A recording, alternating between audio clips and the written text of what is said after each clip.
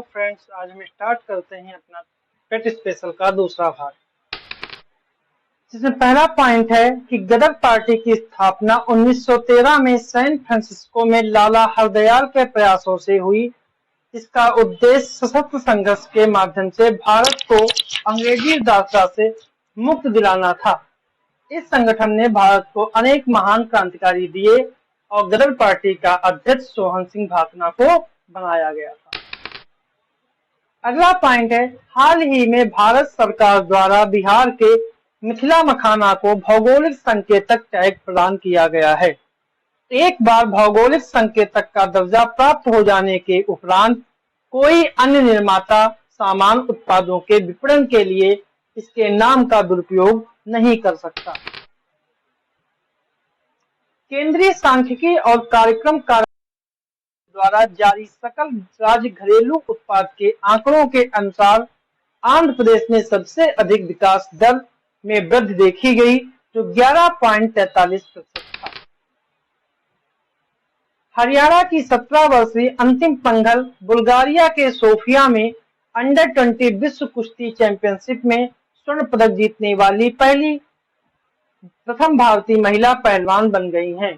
पंघल ने कजाकिस्तान के एटलिन सागाएवा को हराया है। न्यू यूरेशियन बैंड ब्रिज चीन की वन बेल्ट वन रोड पहल, जो वर्ष 2013 में शुरू की गई थी, के बुनियादी ढांचे से जुड़ी 6 परियोजनाओं अर्थात आर्थिक गलियारों में से एक है। यह पश्चिमी चीन को पश्चिमी रूस से जोड़ता है। केंद्रीय विद्युत नियामक आयोग भारत में बिजली क्षेत्र की एक नियामक संस्था है, जिसे अर्धन्यायिक और यह एक संवैधानिक निकाय है। भारत में दूसरी पंचवर्षीय योजना में औद्योगिकीकरण पर ध्यान केंद्रित किया गया था। यह महाल नोबिस मॉडल पर आधारित था। इसमें मूल पूंजीपति वस्त्र उद्योगों की स्थापना का लक्ष्य रखा गया। चाय एक स्फूर्तिदायक पेय पदार्थ है, जिसमें थीन नामक तत्व पाया जाता है।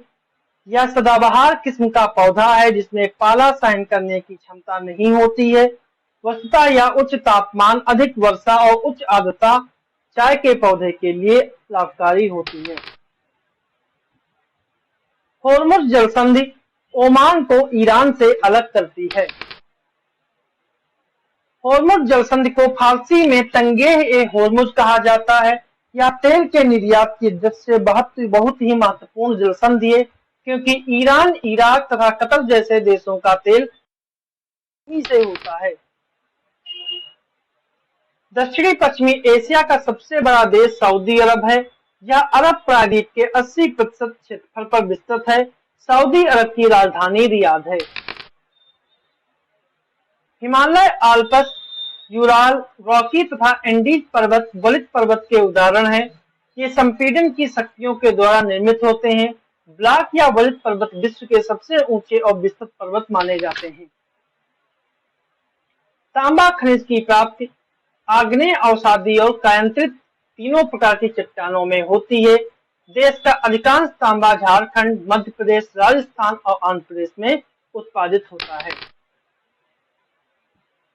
स्कॉटलैंड पीरियड प्रोडक्ट एक्ट पारित कर फ्री पीरियड प्रोडक्ट तक पहुंच के अधिकार को कानूनी रूप से रक्षा करने वाला विश्व का प्रथम देश बन गया है। इस एक्ट के पारित होने से पीरियड प्रोडक्ट को कर दिया गया है।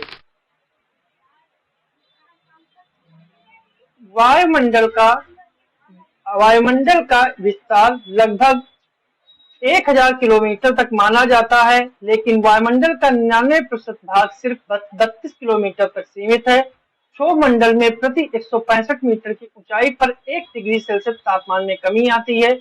इसे सामान्य ताप पतंदर कहा जाता है। जूट को गोल्डन फाइबर ऑफ बंगाल कहा जाता है, क्योंकि इसमें बंगाल के कई लाख परिवार प्रत्यक्ष या अप्रत्यक्ष रूप से जुड़े हुए हैं। जूट के रेशों का मुख्य उत्पादन पश्चिम बंगाल के हुगली नदी घाटी क्षेत्र में किया जाता है। पाकिस्तान और हिंदू कुश श्रेणी की सर्वोच्च चोटी तिरिचमीर है। किरथर, सुलेमान, हिंदू कुश पाकिस्तान की प्रमुख पर्वत श्रेणियां हैं।